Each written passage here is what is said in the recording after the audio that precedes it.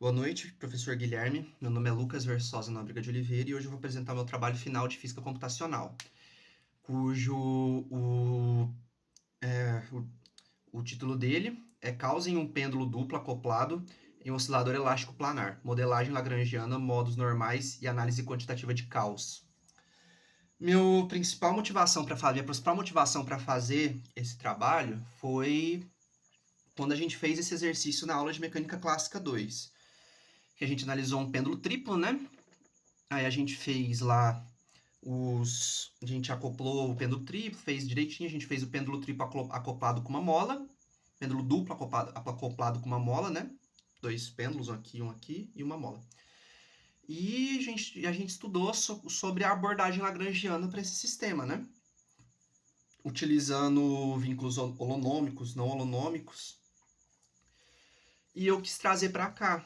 E fazendo as minhas pesquisas, eu tive a ideia de trazer para esse projeto a análise do que aconteceria se a gente colocasse um sistema caótico dentro desse trabalho. Então eu coloquei nesse trabalho levando em conta coisas como o atrito, coisas como levando em conta realmente o caos do sistema, levando em conta, obviamente, o coeficiente elástico da mola, entre outras coisas que a gente vai abordar aqui. Tá. Então, como eu disse, a gente vai pegar esse sistema clássico, que é o sistema que a gente vê na maioria das aulas de Mecânica Clássica 2, que é o sistema mola lá, que é o primeiro sistema que a gente aprende a usar uma lagrangiana e etc. E colocar essa dinâmica extra nele, né? Foi o que eu pesquisei. Tá. O esquema desse sistema é o seguinte. A gente tem um pivô fixo, né? E dele pende uma haste rígida. E nessa haste rígida pende outra haste rígida e cada uma delas tem uma massa m descrita nela, certo? E nessa tem uma terceira haste rígida que também tem uma massa m acoplado com um elástico. E que também com um elástico com uma mola, né? O sistema mola. Também com uma massa m e com uma constante elástica k. Massa M1, M2, M3, né? Sucessivamente. Primeiro M1, depois M2, depois M3 no elástico, né? E o elástico tem a sua constante de deformação sendo K, tipicamente. Tá. E a nossa massa M3, ela não está presa em nenhuma outra haste, né? Ela está livre. Então ela vai obedecer, ela pode se mover nos graus de liberdade que ela achar melhor. No caso aqui eu considerei primeiro, se eu não me engano, eu considerei primeiro 2 graus de liberdade, né? Para frente e para trás, e 3 para frente, para trás, esquerda e direita. Eu considerei esses graus de liberdade. E aí, tranquilo, agora a gente vai falar sobre a abordagem computacional desse problema. A primeira coisa que a gente teve que fazer foi derivar as equações que a gente pegou, né? De movimento. A gente foi lá, associou, fez as derivadas, né? E acoplou o sistema para um sistema de 4 graus de liberdade, fortemente acoplados. Então, a gente tem a lagrangiana, que a descrição da lagrangiana é L igual a T menos V, né? A gente tem a lagrangiana L igual a T menos V. E outro desafio foi exatamente descrever a lagrangiana. Então, o que a gente fez? Eu usei o SIMP, e a gente usou a biblioteca simbólica do Python, né? Para fazer toda a derivação de forma automática. Que está descrito no código, que eu não consigo mostrar porque eu fiz tudo no computador de um amigo, porque eu não tenho computador, meu computador não está funcionando. Então eu fiz tudo no computador de um amigo. Mas está descrito todo no código do trabalho. Tá. E isso levou a um travamento da máquina por ser muito pesado. Por ser uma mecânica muito, muito pesada que a gente usou. A gente usou uma lagrangiana mecânica e sempre quadrática nas velocidades, ou seja, as velocidades elas sempre saíam quadradas quando a gente abria a Lagrangiana. A gente generalizou isso com as equações de movimento, que a gente chegou que as acelerações são lineares, então a gente basicamente extraiu os movimentos delas, já que as acelerações são lineares. Que a gente extraiu esses movimentos. Eu tô lendo um roteirozinho aqui para não me perder. Perdão. Tá. O script, ele rodou tranquilo e gerou uma matriz M e uma matriz F, que foram a base para análise do computador, né? A análise computacional.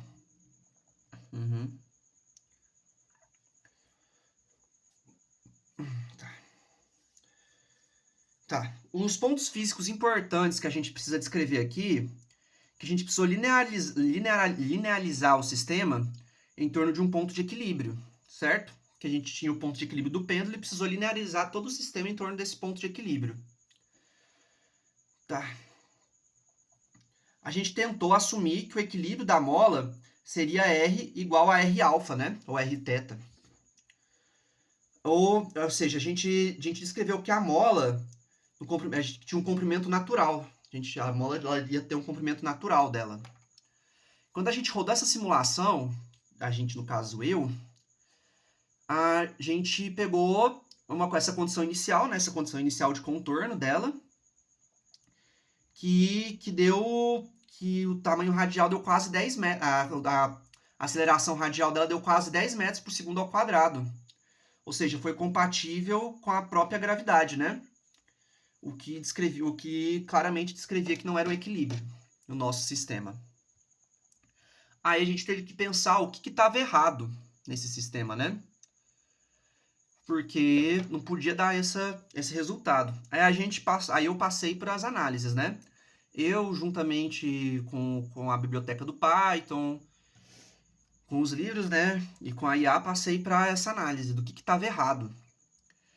O que acontece? A mola ela precisava sustentar o peso de M3. Então, o comprimento de equilíbrio real tinha que ser o R, né, da mola, mais o R0 do sistema, mais a massa 3 vezes a gravidade dividido pela constante elástica da mola. Dados os parâmetros desse projeto, dava 0,6 metros e tal, quase 14% a mais do que dava ali, do que dava no resultado inicial, né? 14, 15% a mais do que dava no resultado inicial. Ou seja, o comprimento original ele não era desprezível. Esse é o resultado que a gente chegou. Depois eu corrigi isso, né? E validou perfeitamente o nosso sistema. Tá. Agora eu vou falar sobre a validação e conservação de energia dos modos normais do sistema. A primeira checagem de qualidade que eu fiz foi a conservação de energia num sistema sem atrito e energia mecânica total, que deveria ser conservada. O gráfico que a gente viu, que deu no trabalho, deu que a variação do sistema relativa de energia ao longo de 40 segundos de simulação, ou seja, a simulação durou 40 segundos e a gente viu como que essa energia e os modos normais se conservavam ali, eles funcionavam ali no nosso projeto, certo? Tá. A gente deu que a variação máxima apontada para o eixo Y deu da ordem de mais ou menos 10, 11 metros, né?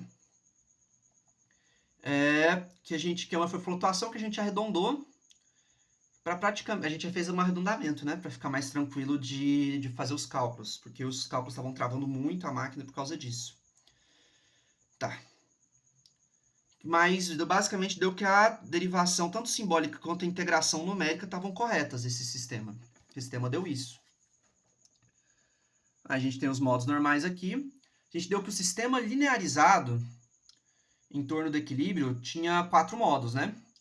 Os modos normais de oscilação, que cada barra possui, né? Que tem amplitude relativa, ou seja, os modos normais de oscilação de cada barra. E as coordenadas naquele modo, elas se moviam em x e y, primeiramente.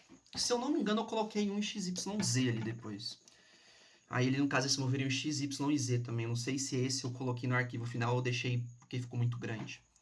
Mas aí você tinha ele em x, x e y, né? Pra cima e pra baixo, assim, variando assim.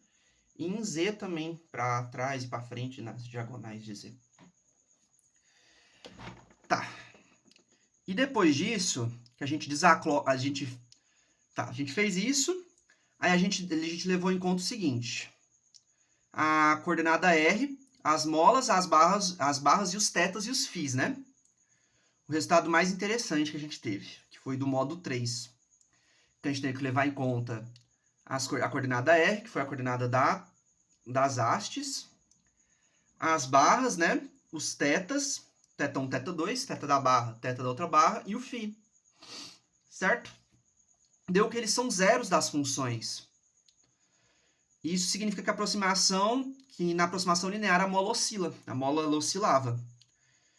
Quando completamente desacoplado dos outros modos, isso fazia sentido, analiticamente, porque a matriz de rigidez K0 é diagonal nas coordenadas que a gente escolheu. Ok. A gente também teve outros três modos, né, de graus de liberdade angulares. Teta, teta 2 e φ, que refletiu o acoplamento cinético e as outras hastes de orientação da mola. E a gente fez as validações cruzadas. A gente fez basicamente as validações cruzadas deles, que deu uma amplitude pequena, de 5 centésimos de radiano. Não foi nenhum radiano, foram 5 centésimos de radiano. E que deu na curva modelo, né? A linearização da curva e a integração no linear se acoplaram, né? Foram acopladas e sobrepôs perfeitamente o erro máximo ao longo de 15 segundos e de 3 milésimos de radiano, né? De 3 a 5 milésimos de radiano, que consistiu que uma correção de segunda ordem, que isso valida a nossa linearização. Muita coisa do que eu tive que fazer aqui eu ainda não tinha estudado, então eu tive que estudar por conta para conseguir explicar o que eu tive que fazer. Então eu estou tendo um pouco de dificuldade para explicar, porque eu tive que estudar por conta. Vamos lá. Agora a quinta parte que eu quero falar são as dinâmicas não lineares de caos. Que o coração do projeto, né? Basicamente, o coração do projeto foi essa dinâmica não linear em regimes de grande amplitude. Ou seja, quando a amplitude ela variava muito, eu pus para ela variar de menos 1,2 radianos e θ menos 1,0 radianos, θ1 de 1,2 radianos e θ2 de menos 1 radianos, o R era ligeiramente maior que o equilíbrio de φ, que é 0, maior que o equilíbrio. O R era ligeiramente maior que o equilíbrio e φ era 0,2 rad. E todas as velocidades iniciais eram, obviamente, zero, né? Não tinha para onde fugir. As velocidades iniciais elas tinham que dar zero. Tá, a gente tem aqui 4 coordenadas. A gente teve 4 coordenadas ao longo de 40 segundos de simulação.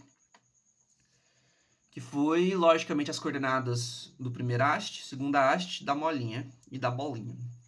A gente teve θ1, θ2, φ e m, da bolinha se movendo. Ok.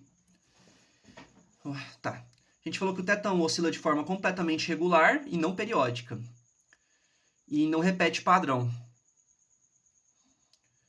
Ok. O θ2, a gente falou, obviamente, como o θ1, o θ2 também está disposto dentro do sistema caótico. Então, o θ2, ele também não oscila com regularidade nenhuma, ele é irregular. E com amplitude variando de uma forma completamente imprevisível, né? Porque ele também está exposto ao mesmo sistema caótico. As coordenadas R, por outro lado, a coordenada R que a gente tem, ela não foi totalmente imprevisível. Ela variou de 0,15 a 1,35, 1,38 ali. Mas teve essa pequena variação, ela variou de forma previsível. Mas variou também de forma previsível, porém ela variou... Porém ela nunca atingia o zero fisicamente, né? Ela variou de forma que ela nunca atingiu o zero. o que é importante pra gente. Tá. O φ que a gente colocou, ele acumulava rotação ao longo do tempo. E a massa M3 dava voltas, ou seja, ela fazia assim, ó. Ela dava volta e voltava assim. Ela ficava rodando, né? Que ela acumulava rotação ao longo do tempo, porque a gente não colocou um coeficiente de dissipação, né? Quando a gente faz a lagrangiana, não sei se alguém fora, alguém que não faz física vai ver esse vídeo.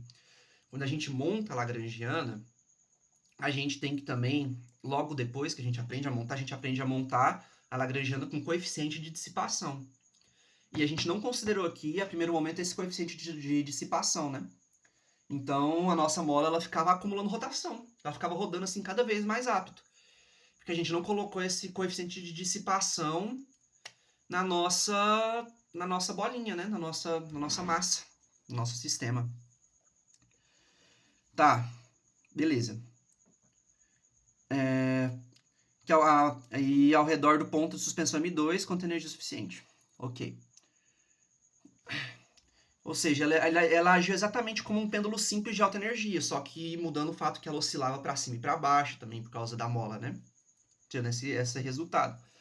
Uma coisa importante da gente lembrar: o pêndulo 1 com o pêndulo 2 são vínculos holonômicos. Holônomos, né? Holônomos. São vínculos holônomos. O pêndulo 2 com a mola, ela é um vínculo não holônomo. Ok? Ou seja, a gente não pode considerar a mola como um vínculo, não pode calcular como uma coisa só, tem que ser calculada à parte com suas devidas derivadas, suas devidas velocidades e tudo mais. Ela não pode ser calculada como o resultado de uma coisa só, porque ela não é um vínculo holônomo. Ok. Aí o que eu fiz? Eu coloquei isso no espaço de fases, né? Fui lá, fui estudando e vi que tinha que colocar isso no espaço de fases. E a trajetória preenchia esse espaço de fases de forma densa, né? E isso nunca formava órbitas periódicas. Esse preenchimento ele era irregular e ele tinha uma marca visual, uma assinatura visual de um caos determinístico em sistemas hamiltonianos. Ou seja, a gente pegou um sistema hamiltoniano, né? E esse caos determinístico, ele era certinho o caos determinístico dentro de um sistema hamiltoniano. Foi esse resultado que a gente chegou. Aí, dentro das trajetórias físicas, que na figura 7, que a gente escreveu as trajetórias físicas, que a gente dá as trajetórias reais das três massas no plano. Que dá para ver que M1 oscila num arco relativamente estreito e M2 num arco um pouco maior que M3. Que está presa apenas pela mola, né?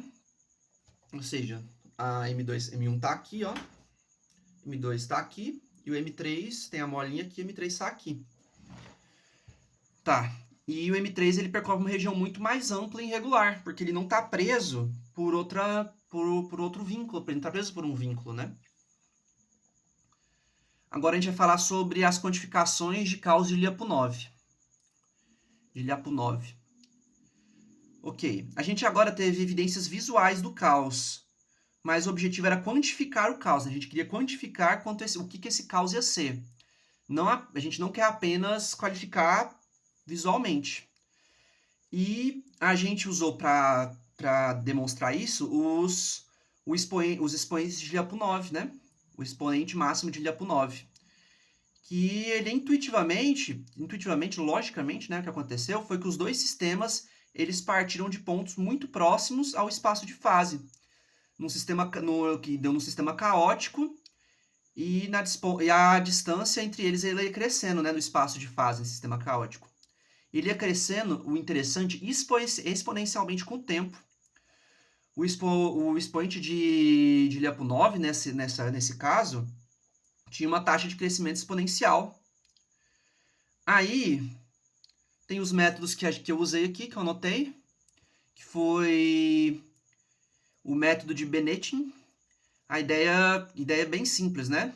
Que eu peguei a trajetória referente a um vizinho e separei inicialmente por apenas a 10 a 8 espaços de fase.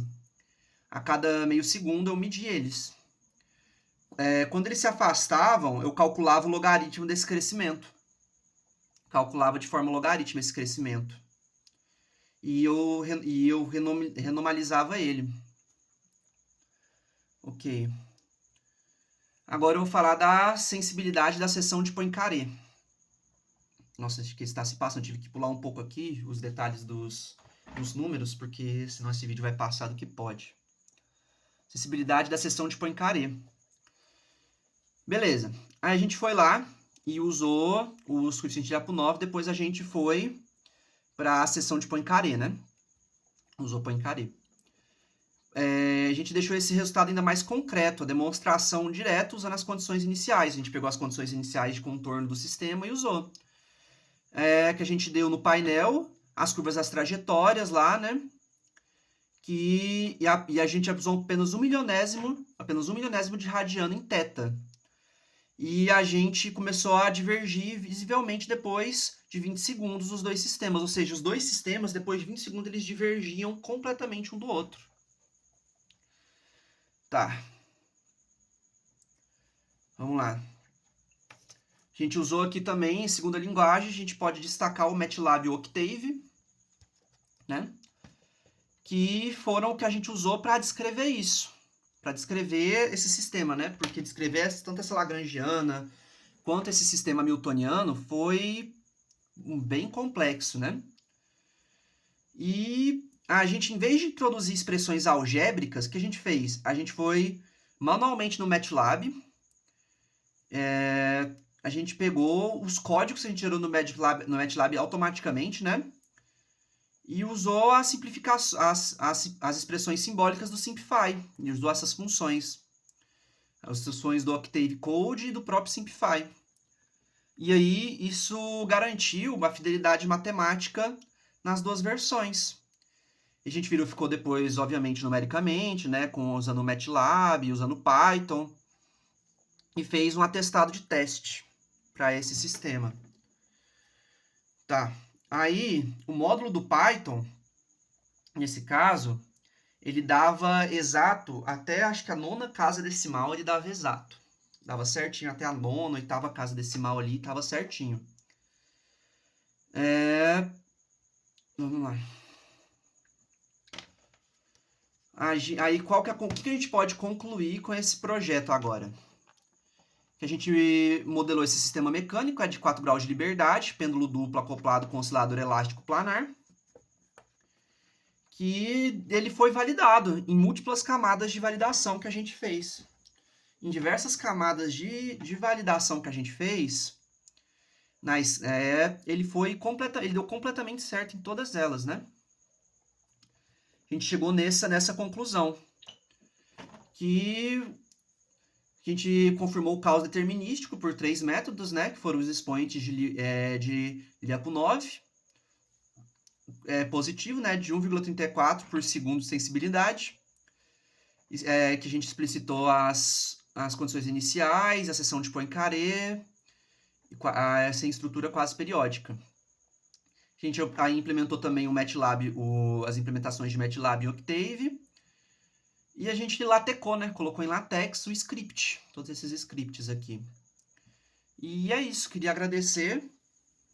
Esse trabalho aqui ele foi um pouco difícil de fazer por causa que tinha muita coisa aí que eu tive que estudar por conta na internet antes de fazer, que eu não tinha estudado ainda. Mas eu tentei, né, fazer o meu melhor. Tentei, né? Aí, no caso, só teve eu apresentando o trabalho, porque eu não tinha grupo. Eu fiquei sem grupo praticamente o semestre inteiro, né? Fiz uma vez um grupo com uma pessoa, e outra vez, e aí eu fiquei sem grupo. Aí eu tive que fazer o relatório final sozinho, e por isso que só apareceu eu.